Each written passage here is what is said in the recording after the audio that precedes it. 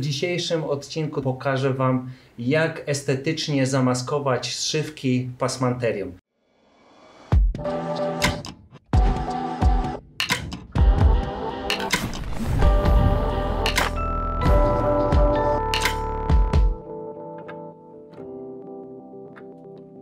Ja się nazywam Aleksander Kądziela i trafiliście na kanał Tapicer w Akcji. Jeżeli jesteś tutaj po raz pierwszy, koniecznie subskrybuj kanał, żeby nie ominął Cię kolejny ciekawy odcinek. A jeżeli Cię zainteresuje ten odcinek, zapraszam do tych, które były nakręcone wcześniej.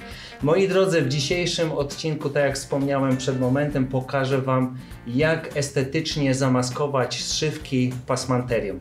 Moi drodzy, co będziemy tutaj potrzebowali? Aha, jeszcze taka informacja. Krzesło zostało lekko odnowione, nie została przeprowadzona pełna renowacja. Tutaj zostało drewno zabezpieczone, znaczy generalnie umyte i nałożone 4 warstwy politury. Nie zależało mi bardzo na tym, żeby wyglądało jak całkowicie nowa. Chciałem, żeby były widoczne uszkodzenia, które powstały podczas użytkowania krzesła, dlatego one zostały tylko zabezpieczone, wyczyszczone. Można powiedzieć, że taka naturalna patyna. No cóż, moi drodzy, z racji tego, że tkanina jest w miarę cienka, to pod spód, czyli tutaj jakby sama budowa, mamy trawę, sprężyny, pasy parciane, sprężyny, trawę zamorską i na górze tutaj mamy włosie końskie, które zostało zabezpieczone tkaniną. Żeby dodać takiej puszystości, bo ta tkanina jest w miarę cienka, użyję włókniny wełnianej, którą nałożę tutaj na górną warstwę, a później przejdę do tkaniny. Muszę w pierwszej kolejności oczywiście wyliczyć, ile ją potrzebuję. Zawsze mierzymy, moi drodzy, w najszerszym miejscu. W zupełności nie potrzebuję żadnych naddatków, ponieważ ona będzie tylko i wyłącznie tutaj mocowana do krawędzi. Mamy tutaj 57 cm, jeżeli chodzi o szerokość 59 cm. Ok, dobra, a więc musimy to zamocować teraz zszywkami. Zszywki długości 1 cm, czyli tak zwane dziesiątki. I moi drodzy, tutaj przed samą krawędzią do ramy staramy się tutaj zostawić około 1 cm pola wolnego, po to, żeby podwinąć tkaninę. Ok, przejdźmy na drugą stronę. No i tutaj musimy naciąć na środku tej ramy. Ok, wkładamy to do środka.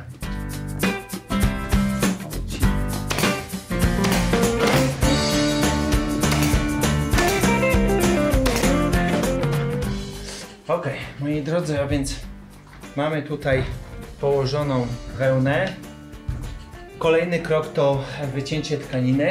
No i z racji tego, że tutaj mamy wzór, no fajnie by było, żeby główny ten akcent, który tutaj jest, żeby się znajdował na środku tego siedziska, więc musimy wyciąć gdzieś tutaj z środkowej części tą tkaninę.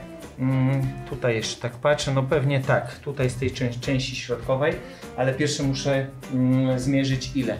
W jaki sposób to robimy? Tak jak zawsze, czyli jeżeli chodzi o tkaninę, mamy tutaj naszą krawędź, dodajemy sobie 2 cm więcej, w najwyższym, najszerszym miejscu mierzymy, może być krawiecka metrówka, jest jakby najbardziej wygodna, tutaj 2 cm dodaję sobie, przechodzę na drugą stronę. Mamy 61, dodajmy sobie 2 cm z 60, czyli 62. 62 i jeżeli chodzi o szerokość, mamy tutaj 63, czyli zrobimy 65. 65 na 62. Wyciąłem tkaninę, ona jest szersza niż była zmierzona, ale tutaj do odcięcia byłoby naprawdę minimalnie do odcięcia, dlatego żeby nie popełnić błędu, zostawiłem sobie trochę więcej, dotnę za moment na samym siedzisku. A więc tak, patrzę tutaj nie w tym kierunku. Ważne jest to, żeby, na czym mi bardzo zależy, żeby jakby główny motyw był tutaj na środku tego siedziska. A więc teraz kolejnym etapem jest zamocowanie wstępne, czyli jakimiś gwoździami musimy sobie to przyłapać, żeby było to w tym miejscu, w którym chcemy, tak?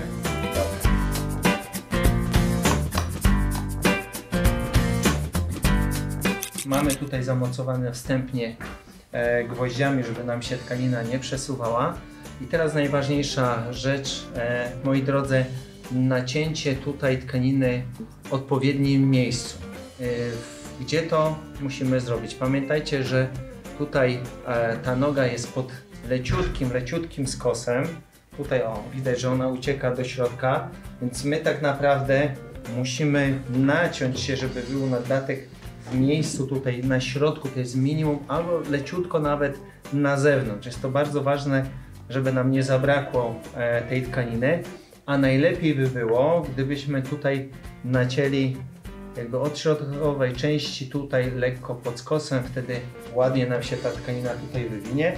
Ja wezmę sobie tutaj kredę i zaznaczę, w jaki sposób to zrobić. Ważne jest to, żeby tutaj ta tkanina nam dobiegała, dolegała do samej nogi i pamiętajcie, lepiej naciąć za mało, a później dociąć, niż przeciąć za głęboko i będzie problem. Ok, a więc ja tutaj sobie znaczę, w którym miejscu. Mamy tutaj środek. Zobaczcie. Wystarczy, jak to odwrócę, będzie mi to przechodziło na drugą stronę.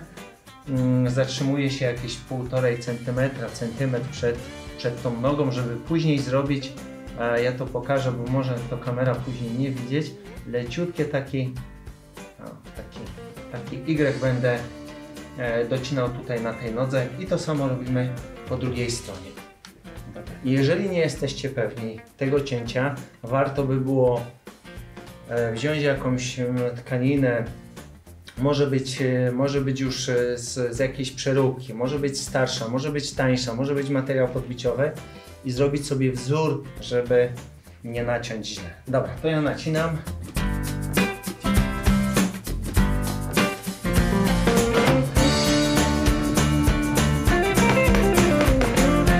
Więc tak, mamy to zrobione, te nacięcie, zobaczcie, jak ładnie się tutaj rozchodzi na zewnątrz, tutaj też, więc mam pole manewru, żeby podwinąć tą tkaninę tutaj pod spód i to jest bardzo ważne. Teraz zobaczcie, tutaj mam nacięcie, jest tego za dużo, więc muszę delikatnie tutaj podocinać pod kątem, żeby pójść w drugą stronę narożnika. Ok, ja nacinam. Mamy zamocowaną tkaninę i tak na załączonym obrazku widać, tutaj mamy z naddatkami, z przodu jest trochę więcej, z boku całkowicie za dużo, natomiast za momencik to pościnam. No i z racji tego, że z tyłu tego naddatku nie jest sporo, więc zacznę tutaj od tej tylnej części, żeby napiąć tą tkaninę tyle, ile potrzebuję, a później przejdę sobie jakby do przodu z dalszymi etapami pracy. Żeby było mi wygodnie, to tylko i wyłącznie jakby od Was zależy, tak? Czy będziemy sobie to tapicerować na stojąco, czy odwrócimy sobie krzesło do góry nogami, żeby było mi wygodniej. Zaraz sprawdzę, dla mnie będzie na pewno wygodniej mocować to w ten sposób, ponieważ z racji tego, że tkanina jest jaka jest, czyli tutaj bardzo mocno nam się tutaj siepie, warto by było ją podwinąć. Gdyby była tkanina typu mniej o innym splocie, można by było zamocować szywki przy samej krawędzi, następnie wziąć na przykład skalper, odciąć, ponieważ tutaj jakby efekt końcowy będzie tasiemką tutaj to zabezpieczane, zaklejane, więc nie ma problemu. Gdyby były tutaj głowacze przymocowane jako element ozdobny, a myślę, że przy tej tkaninie troszeczkę za dużo by tutaj się działo, no to koniecznie by było tutaj podwijanie. Ja to podwinę mimo wszystko z tego powodu, że no będę jakby miał trochę spokojniejszą głowę, że tutaj jednak jest to zabezpieczone. Ważna rzecz na pewno przy głowaczach Natomiast tutaj teoretycznie nie powinno mieć to znaczenia. Zawsze szybki mamy tutaj srebrne, tak, w takim kolorze, ale można by było na przykład zrobić je czarne. One zawsze, przynajmniej przy głowaczach, są mniej widoczne i tutaj osoby, które są po raz pierwszy, czy tam drugi, czy trzeci i nie widziały 5 patentów mistrza, to mogą tutaj, zobaczą link do tego odcinka poniżej i zobaczycie nie tylko właśnie takie patenty mistrza, które możecie u siebie w pracowniach wykorzystywać. Mamy czarne szybki, oczywiście można je kupić w hurtowni, ale po co, jak mamy marker w domu i możemy w ten sposób działać. Ok, więc zaczynam tutaj od napięcia tej tkaniny, wyciągam ten gwóźdź. Tutaj taka jakby ciekawostka, moi drodzy, gwoździe używam kute z tego powodu, że końcówki mają bardzo ostre i dzięki temu mogę łatwo je tutaj sobie wbijać. Można również używać zwykłe, takie współczesne gwoździe, one są takie nie za duże, one też są do mocowania, jak najbardziej nie ma żadnego problemu, natomiast te kute bardzo fajnie wchodzą tutaj w drewno. Ok, czyli co robimy? Podwijamy, dociągamy już docelowo tą tkaninę, która powinna być tu zamocowana i mocujemy strzywką jedną. Teraz kolejny etap to będę się przesuwał tutaj do samego narożnika. Tutaj ewentualnie wypełnię jeszcze troszeczkę tym wypełniaczem, żeby to ładnie mi się poukładało. Zobaczymy, jak ta tkanina będzie współpracowała. Dobra, więc możemy sobie tutaj działać.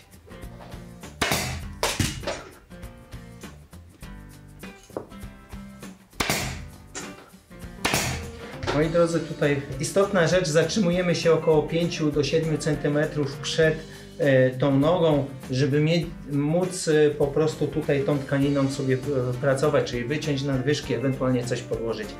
Tak robimy przy wszystkich nogach. Ok, ja jeszcze zrobię drugą stronę, no i będę wykańczał te narożniki. A więc, moi drodzy, jesteśmy tutaj przy samej tej nodze, więc jeżeli mamy trochę za dużo tkaniny, to zawsze można ją wyciąć. Uwaga, lepiej za mało wyciąć niż za dużo. Tutaj, jeżeli nam się coś nieładnie układa, zawsze możemy zabrać troszeczkę tej włókniny, jeżeli akurat w moim wypadku wełnę, ładnie tutaj wypchać, tak, żeby tu się mi to ładnie układało. Koniecznie trzeba podwinąć, tak, żeby to nie było widoczne, ściągnąć w dół, żeby ładnie to było zabezpieczone. No i tutaj najbardziej niewygodna praca, to jeszcze dodatkowo musimy podwinąć to pod spód. Ja jeszcze tutaj tylko wytnę tą nadwyżkę, bo ona tu jest za duża, no i trochę mi jest za długa tkanina. Myślę, że teraz już mogę, ja sobie odwrócę, może nie kamera nie będzie widziała. Ok, tu ładnie to było wyprofilowane.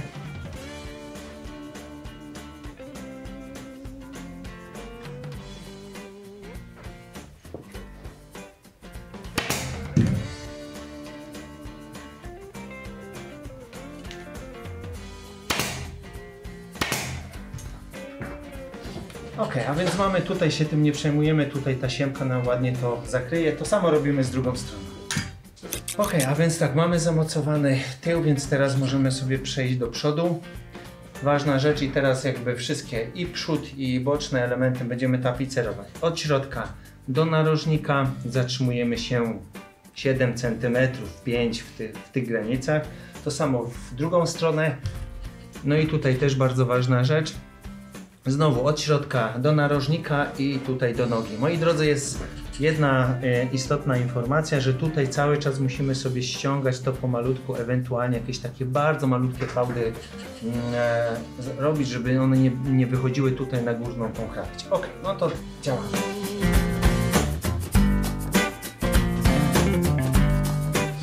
A więc tak, mamy, moi drodzy, tutaj już otapicerowany jest przód, mamy tutaj jeden z boków na razie, no i tutaj sama ta końcówka przy nodze na razie.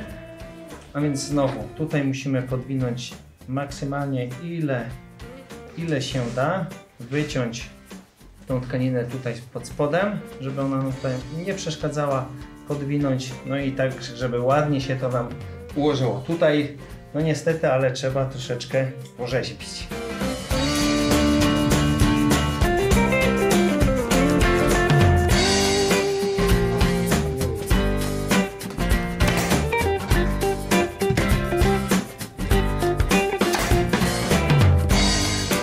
A więc tak, mamy tutaj zrobione już prawie cały bok, tył, no i zostały nam same narożniki. Moi drodzy, generalnie jeżeli mamy narożnik lekko okrągły lub okrągły, to możemy zakończyć z 2 zakładkami, o, w ten sposób, plus minus, można w ten sposób zrobić. Oczywiście tutaj to trzeba ładnie powyciągać, całkiem ładnie będzie to wyglądało, natomiast ja chyba zrobię na 1 zakładkę, zaraz zobaczymy jak mi to wyjdzie. Myślę, że jedna będzie tutaj dobrze wyglądała. Sobie tutaj ściągnę. Jest ok. No i tutaj jeszcze pewnie zostanie mi ewentualnie do zszycia, natomiast przy takiej małej wysokości myślę, że będę mógł to zostawić. Ok, ale to się okaże oczywiście na samym końcu. Dobra, czyli jak to wykończyć ten narożnik? Pamiętajcie o tym, że zawsze zaczynamy od bocznej tkaniny, czyli w pierwszej kolejności mocujemy tą tkaninę, wycinamy te nadwyżki tutaj, no i następnie będziemy tutaj profilować tą przednią tkaninę, podwijając, wycinając wszystkie te zbędne materiały. Ok, no to jedziemy.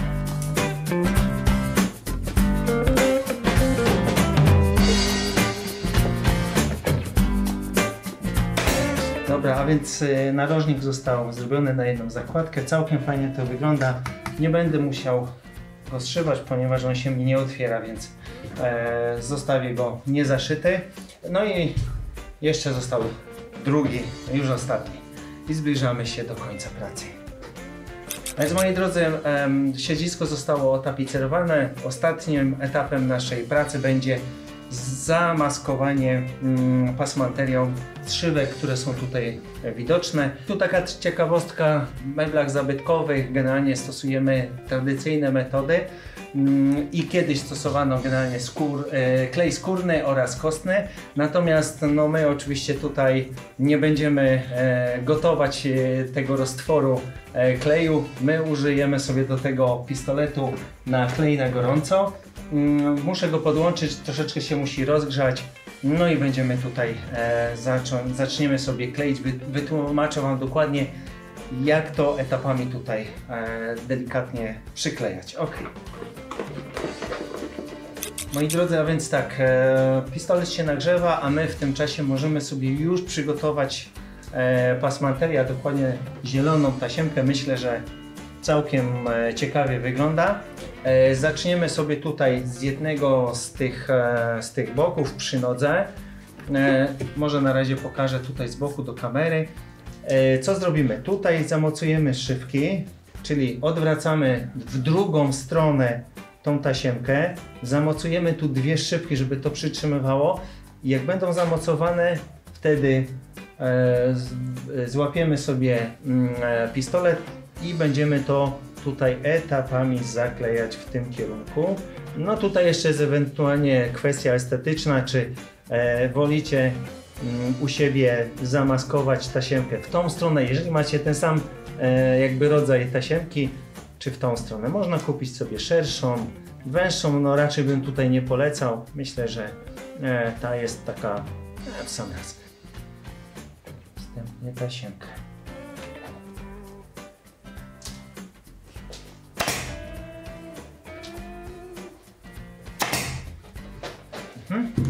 Sprawdźmy. Oczywiście ona tutaj, o jeszcze, możemy tutaj jeszcze trochę bliżej jednak. Jak teraz? Jest lepiej. Do samego końca nie jestem w stanie tam dojść, więc pamiętajcie, bo jak ją tutaj zostanie tutaj napięta, to będzie widoczne, więc jak będziemy wklejać troszeczkę do tyłu, ją tutaj damy, żeby to ładnie nam tu zakleiło. Ok, dobra, zasłoniło w sumie. A więc tak, moi drodzy, mam tutaj pistolet się nagrzał. Warto by było podłożyć sobie, jeżeli macie jakiś stół w miarę nowy, podłożyć sobie jakąś karteczkę, tak jak w moim przypadku, żeby tutaj nic nie kapło. Mimo że tutaj mam podstawkę, która mi tutaj fajnie zabezpiecza, nie wszystkie te pistolety mają, trzeba je wtedy położyć. I co robimy? A więc moi drodzy, nanosimy tutaj niewielką ilość tego kleju, tak żeby około 1 cm. Ok. I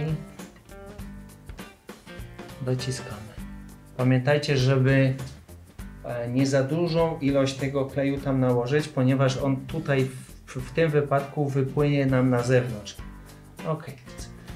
I teraz kolejna ważna rzecz. Kleimy sobie małymi etapami, nie długie odcinki, bo nie zdążymy przyłożyć. Myślę, że gdzieś koło 5 cm to tu jest tak najbardziej optymalnie. Nanosimy niedużą ilość.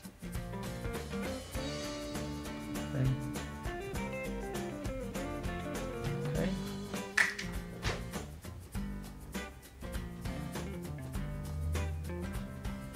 I lekko dociskamy. Czekamy aż klej zastygnie. Okay, jeszcze jest świeży. Zostawmy go jeszcze chwileczkę. A nie śpieszymy się. Ten etap już jest ostatni, więc nie ma się co śpieszyć. O, już jest fajnie zastygnięte. Jeżeli Wam tutaj, moi drodzy, powstają takie włoski, tego nie próbujemy ścierać, niech sobie to wystygnie, później delikatnie to ewentualnie z tkaniny sobie pościągamy. Pamiętajcie.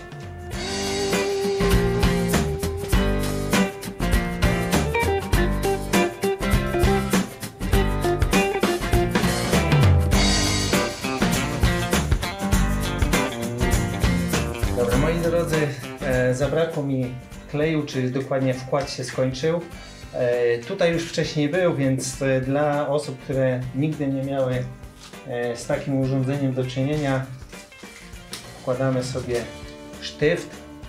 Można je kupić dłuższe, ten jest taki nie za długi. Nie lubię takich bardzo długich, one tam trochę przeszkadzają.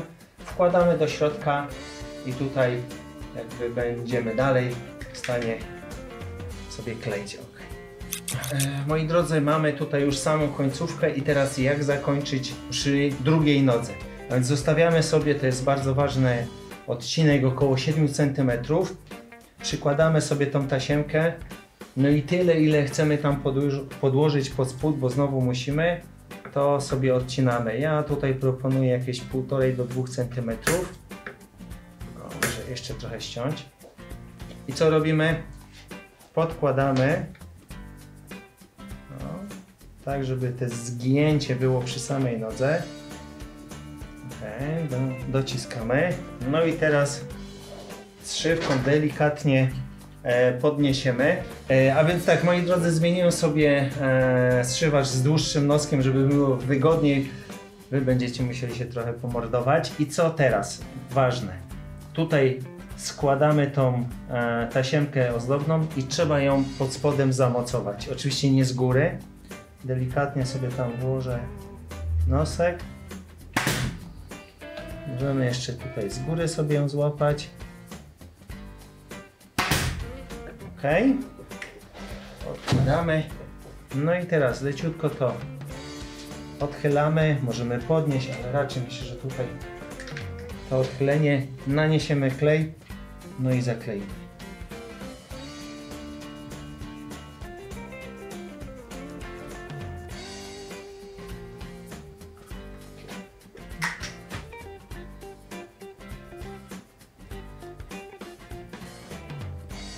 Ładne wykończenie, takie jak powinno być. No i co nam został? Został jeszcze tylko ten krótki odcinek. Robimy to samo co przed momentem, z tą różnicą, że możemy sobie już od razu albo odciąć odpowiednią długość tej pasmanterii, albo zrobić tak jak poprzednio, zamocować i tutaj sobie wykończyć. A ja nie będę odcinał.